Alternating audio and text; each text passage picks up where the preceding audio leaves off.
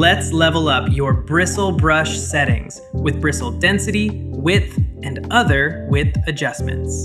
The bristle brushes consist of thin and thick bristles, remember? In Brush Creator, you can fine-tune the look of these bristles with the density slider. The higher the density value, the more thin or thick bristles will be part of your brush. So the rule is simple.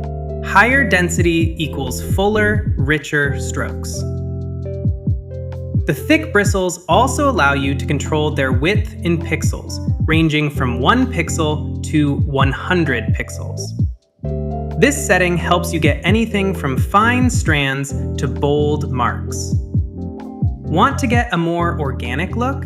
Add natural variation to your brush with width jitter. The width of individual bristles can be randomized.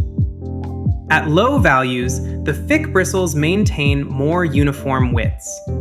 As the value increases, the thick bristle widths vary more significantly, creating more organic, painterly strokes.